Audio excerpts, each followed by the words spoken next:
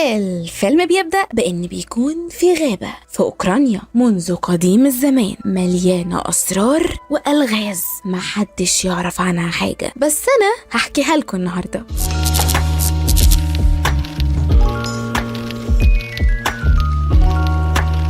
ورا الجبل المظلم في الغابة في شلال سري وسحري يعتبر هو منبع الحياة وبيحافظ على الشباب، ولو شربت منه بيحافظ على شبابك وبيشفيك من أي مرض. والمنبع ده هو سر قوة الغابة وسكانها، واللي هم بيعملوا بيات شتوي في فصل الشتاء وبيصحوا في الربيع. في يوم من الأيام في شتاء من الشتاءات حصل حاجة في وقت ما سكان الغابة كانوا نايمين، وحارس الغابة هو بس الوحيد اللي كان صاحي بيحمي منبع الغابة. واللي حصل إن في إنسان اقتحم الغابة من الممر اللي في الجبل المظلم، والإنسان ده كان مالك المنشرة اللي بتقطع الأشجار، وكان جاي الغابة علشان محتاج نقطة واحدة بس علشان ينقذ حياة بنته الطفلة الرضيعة المريضة. وفعلا حارس الغابة اداله النقطة اللي كان محتاجها. هل تفتكروا الإنسان ده هيسكت؟ الإجابة لا،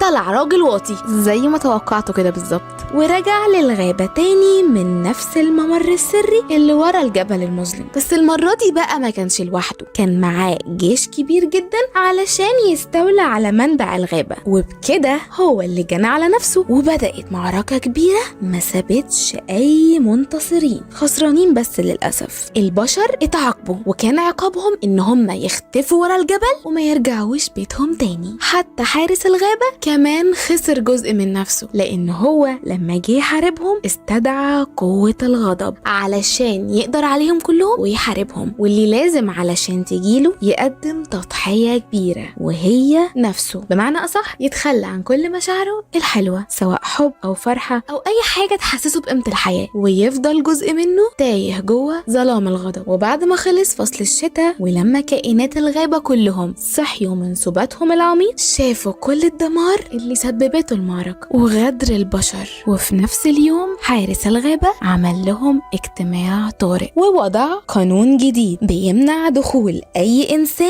مهما كان الغابة. بتعدي السنين والفصول لحد ما بنلاقي جنية جميلة في الغابة بتصحى من سباتها ونومها العميق في بداية الربيع، وبتنشر الدفى في كل الغابة علشان كل المخلوقات اللي في الغابة تصحى. ودي هتكون بطلة قصتنا مفكة. في نفس الوقت في عالم البشر هنلاقي فرقة موسيقية بتعزف على مسرح، وأكتر واحد ملفت ومشهور فيهم هو عازف الناي، والناس ملمومين حوالين الفرقة دي وبيرقصوا وبيسمعوا المزيكا. وبعد ما الفرقة بتخلص بيدخل عليهم مجموعة عربيات ضخمة راكب فيها ناس بيرموا منشورات مكتوب فيها إن في وظيفة واللي هيشتغل فيها هياخد فلوس كتير قوي. بس إن جيت للحق عازف الناي ما انبهرش بالعرض ده خالص، لان هو كان شايف نفسه انه موهوب وهيبقى حاجه كبيره وهيجيله فلوس اكتر كمان، ومش محتاج وظيفه من النوع ده، هو بس محتاج انه يركز على موهبته يتدرب اكتر. فعلشان كده ما كانش مهتم قوي، بس قرر ان هو ممكن ياخد المنشور ده لبيت عمه علشان عارف ان عمه محتاج شغل. وعلى سيره عمه دخل واحد بيجري جوه الناس دولت وعمال ينادي على لوكاس ده اللي هو عازف الناي، وبيقول له الحق عمك بسرعه بيموت، هات له الاسعاف. فراح له بسرعه. ولما لوكاس مشي فاكرين بقى الناس اللي كانوا بيوزعوا المنشورات من العربيات، نزلت بقى من العربيه واحده ست اسمها كيلينا، واللي باين على ملامحها انها شخصيه مش مريحه خالص. وزي ما توقعت طلعت بنت الراجل صاحب المنشره، فاكرينه اللي راح الغابه زمان علشان ياخد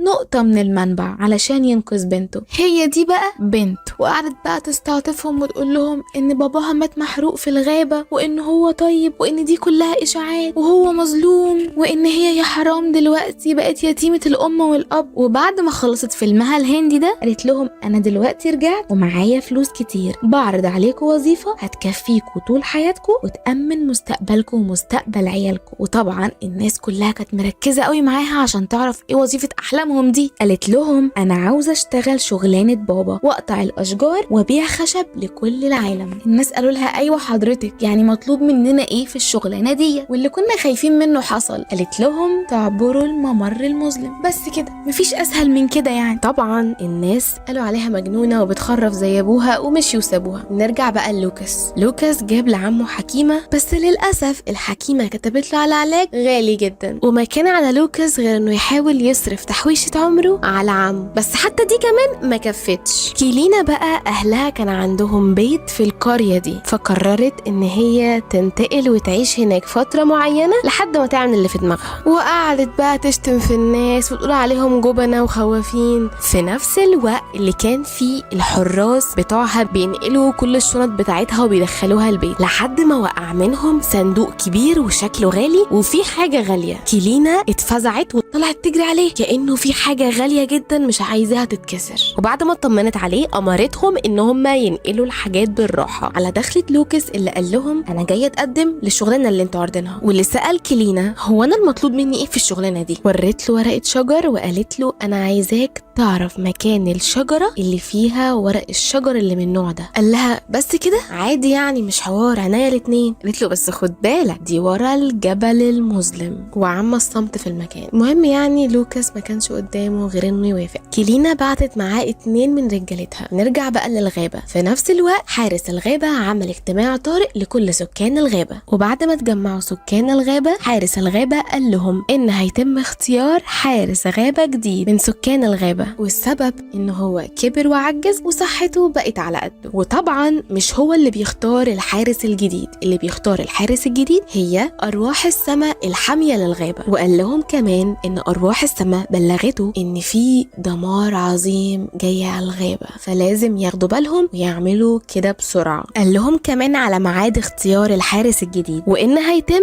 اعلان المختار بعد منتصف الليل. لوكاس ورجالة كيلينا وصلوا الغابة. لسه بنقول بسم الله وهنشمر وندور، قام واحد من رجالة كيلينا مطلع بندقيته وقام منشن على جاموس بري صغير، وكان لسه هيضرب نار. لوكاس زق البندقية وأنقذ حياة الجاموس. بس للأسف سكان الغابة سمعوا صوت ضرب النار، وطبعا حصل لهم هلع وقالوا اللي كنا خايفين منه هيحصل اهو. صوت ضرب النار خلى قطيع الجاموس يجري بسرعة رهيبة، ومن كتر رعبهم كسروا الأشجار وهم بيجروا، لدرجة كمان ان هم كانوا هيقعوا من فوق المنحدر. بس لحسن الحظ ان مافكا كانت موجودة ووجهت قائد القطيع بان هو يحود يكون في بر الامان. اصل مافكا لما سمعت صوت ضرب النار طلعت تجري تشوف ايه اللي حصل، لانها بتعتبر روح الغابة واللي من مهامها انها تساعد اي كائن جوه الغابة. بعد ما مافكا وقفت وهدت قائد قطيع الجاموس سألته هو ايه اللي حصل وانتوا بتجروا ليه؟ قال لها في بشر هنا في الغابة. فطبعا مافكا اتخضت لان هي كانت بتحاول تنكر ده جواها. في الحالة دي كان قدامها حلين. اول حل انها تروح تبلغ كل سكان الغابة علشان يستعدوا للقتال، وتاني حل انها تروح بنفسها تتعامل مع البشر من غير مشاكل وحروب تاني. وطبعا هي اختارت الحل التاني. مافكا راحت مكان الحادثة وقابلت لوكاس، وكانت لسه هتخوفه. سمعت عزفه بالناي اللي كان اكتر حاجة حلوة هي سمعتها في حياتها، لدرجة ان بشرة مافكا من كتر جمال الصوت ده بدأت تتوهج وتنور، وفكرت ان الصوت الجميل ده هو سحر البشر، فازاي يبقوا مؤذيين وهم بيعزفوا حاجة بالجمال ده. واللي قطع حبل افكارها ان لوكاس سمع صوتها واتخض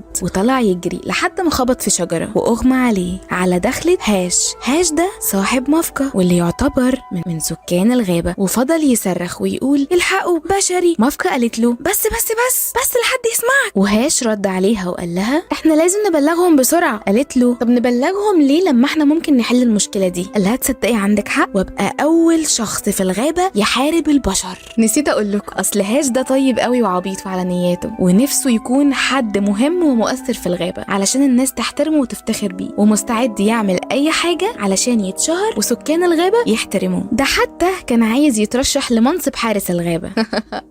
الله يجازيك يا هاش. المهم يعني هاش ابو قلب طيب قرر يساعدها. ربطوا لوكاس على جاموسة برية وسألوه انت ايه اللي جابك الغابة هنا؟ فحكى لهم الحكاية وقال لهم ان في ست عرضت عليه مبلغ مقابل ان هو يعرف مكان شجرة سحرية عندهم هنا في الغابة، وان هو مضطر يوافق لان عمه تعبان ومحتاج يشتري له علاج العلاج، والعلاج غالي وهو مش معاه فلوس. فمافكا بما انها روح الغابة ومن مهامها انها تساعد اي كائن حي موجود جوه الغابة، قررت انها تساعده وتديله العلاج علشان ما يحتاجش الكلينة. على دخلت حارس الغابة واللي اسمه لاش. لوكاس اتنكر بسرعة وقال انه قريب هاش، فاخدوه معاهم اجتماع الغابة السري واللي هيختاروا فيه الحارس الجديد واللي هي هتكون مافكا. ولكن لسوء الحظ وهي بتتكرم على اللقب ده، لوكاس اتكشف وقررت مافكا انها تهربه، وقبل ما يهرب اديته العلاج بتاع عمه وقالت له اوعى ترجع هنا تاني علشان مش هيستناك غير الموت، هم هيقتلوه. لوكاس عمل كده فعلا، وبعد ما مشي طلع انه نسي الناي بتاعه واللي كمان طلع مكسور، بس مافكا صلحتهوله وفضلت محتاره تروح تديهوله ولا لا، اصل ده خطر والبشر اشرار وهي حارسة الغابة، فازاي تكون بتحمي الغابة وتروح تتعامل مع البشر؟ ما خبيش عليكو، اصل مافكا وقعت في حب لوكاس وبعد صراع طويل قررت تروح له. غريب الحب مين فاهمه. على الصعيد الاخر بقى، فاكرين الراجلين اللي كانوا مع لوكاس اللي كلينا بعتتهم معاه علشان يراقبوه؟ هم بقى سابوه لوحده في الغابة وراحوا يتمشوا هناك، بس جنيات الغابة شافوهم وعملوا معاهم الصح وزيادة لدرجة كانوا هيموتوا. راحوا بقى جري لكلينا وهربوا من الغابة وهم متبهدلين وهدومهم متقطعة، وكلينا هزقتهم بصراحة وقالت لهم هو أنا بدفع لكم فلوس عشان ترجعوا لي مضروبين ومتبهدلين؟ وهي بتتكلم معاهم وبتهزقهم لاحظوا إن وشها بدأ يتغير ويكرمش ويعجز كده، فقطعوها وشاوروا على وشها وسألوها ايه ده، هو وشك ماله؟ طلعت تجري بسرعة تستخبى وتفتح صندوقها. فاكرين الصندوق؟ واللي طلع زي ما توقعت فيه حاجة غالية جدا زي ما قلت لكم، طلع فيه اكسير الشباب، سيرم معين كده بتحطه على بشرتها واللي بيخليها لسه شباب. كيلينا بقى قالت تشغل دماغها، زقت واحد من رجالتها على لوكاس ان هو يراقبه، واللي كان خلاص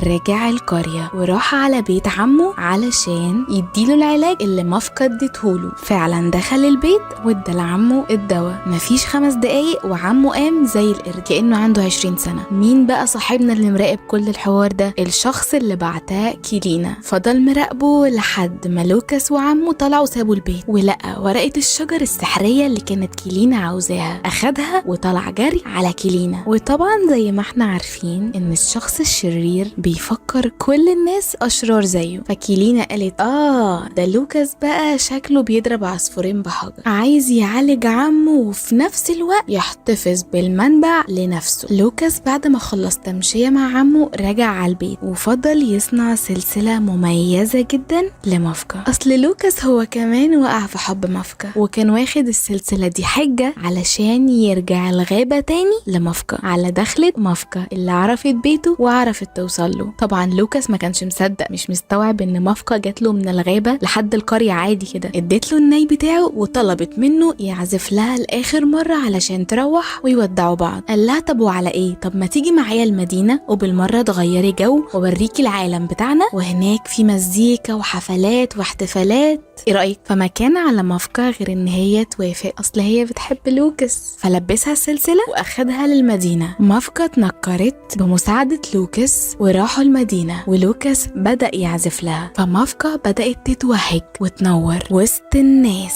والتنكر بتاعها كله راح على الأرض.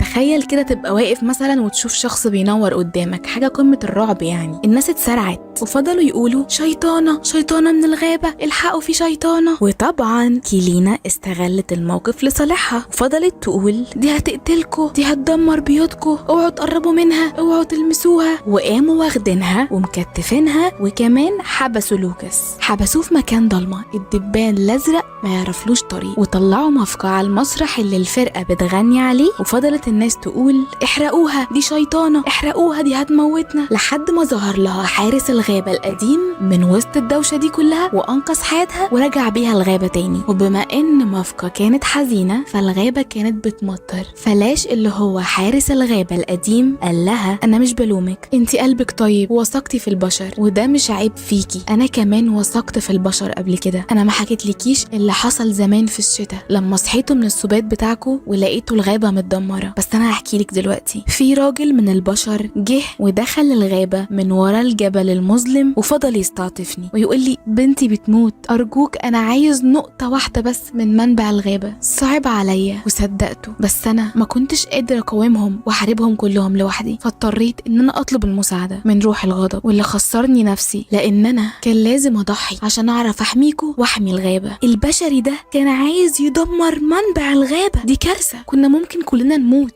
كانت ممكن الحياة كلها تنتهي. ونهى كلامه بتحذيره إنها ما تثقش أبدا في البشر. بس مافكا قالت له إن لوكاس مختلف وإن هو مش زي باقي البشر، فهو سكت كده اللي هو أنا مش عارف أقولك يا بنتي، والله ربنا يعينك على المهلبية اللي في دماغك. نرجع بقى لوكاس. اللي ما تعرفوهوش إن كيلينا لقت سلسلة مافكا اللي كان لوكاس صنعها لها، لبستها لواحد من رجالتها وخلته يتنكر ويلبس نفس لبس مافكا وكمان باروكة بلون شعرها، وهددته إن هو لو ما عرفهاش مكان منبع الغابة هتقتل مافكا. فلوكاس الحمار المتهور قال لهم على المكان، وطبعا اتصدم لما عرف ان ده حوار كان معمول عليه. بس بعد ايه بقى؟ المهم يعني قفلوا عليه الأوضة وفتحوا عليه خراطيم المية علشان يموت غرقان ويخلصوا منه. وراحت كيلينا تجمع أهل القرية علشان يروحوا يحرقوا الغابة. بصراحة يعني اللي خلف ما ماتش، وفعلا جمعتهم وراحت الغابة. بس مافكا حاولت توجهها وتكلمها بالراحة عشان تتراجع عن اللي بتعمله ده، وتفكرها ان الغابة هي سر وجودها، لان باباها صاحب المنشرة جه زمان الغابة وطلب نقطة من المنبع عشان هي كانت مريضة، وان حارس الغابة فعلا اداله النقطة علشان ينقذ حياتها. فالغابة هي السبب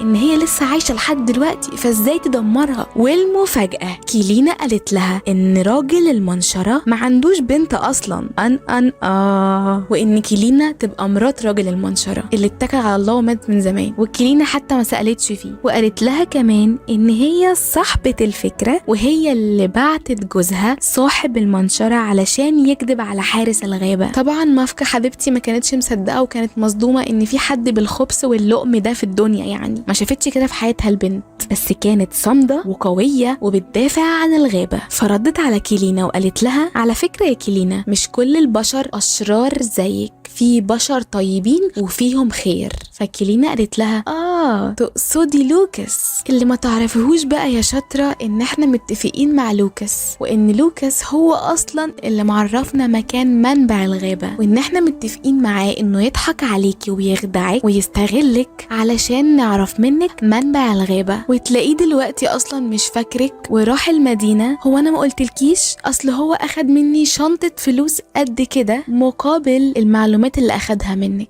فزمانه دلوقتي بيحقق احلامه وانتي هنا مفكرة ان في بشر طيبين وساذجين زيك. وفي اللحظة دي مافكا قوتها بدأت تضعف وما بقتش قادرة تقاوم كيلينا ولا رجالتها، وبقت ضعيفة خالص لدرجة ان هي مش قادرة تمشي، لان هي للأسف اتصدمت في لوكاس، ما كانتش متوقعة منه كده خالص، فبكده ثقتها في البشر اتدمرت.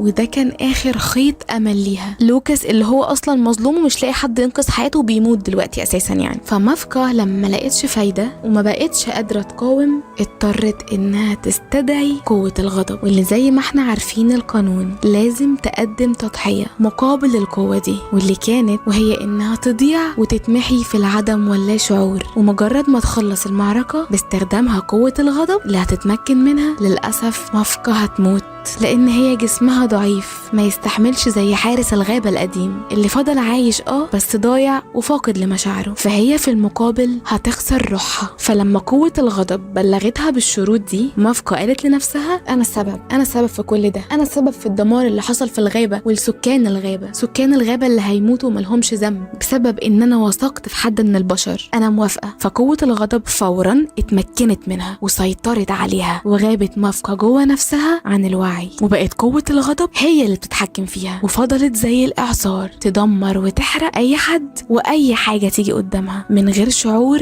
غير شعور الضياع والعدم في اللاشيء. في الوقت ده كان الكلب بتاع لوكاس قدر يوصل لهاش اللي هو صاحب مافكا، وبلغه إن لوكاس مظلوم وإن ده كله كذب وتأليف من كيلينا. فهاش جري بسرعة عشان ينقذ حياة لوكاس ويلحقه قبل ما يموت، وفعلا أنقذ حياة لوكاس. ولوكاس راح لمافكا بسرعة وفضل ينادي عليها علشان تسمعه، بس ما كانش فيه فايدة، هي كانت جوه عالم الضياع، لحد ما قرر إن هو يستخدم الناي اللي هي صلحته وعزف عليه، والبشر وسكان الغابة اتوحدوا مع بعض وبقوا ايد واحدة وحطوا ايديهم في ايد بعض وساعدوه وبدأوا يغنوا ويعزفوا معاه، وفعلا نجحوا في ده ومافكا سمعتهم، بس للأسف ما كانتش عارفة ترجع لأنها وهبت روحها للظلام والغضب والعدم واللا شعور، بس قررت إنها تقاتل وتحارب وترجع للوعي وتسترجع كل مشاعرها، وقالت لنفسها إنها ما ينفعش تسيب نفسها للغضب والظلم يتمكنوا منها، وفعلا قاومت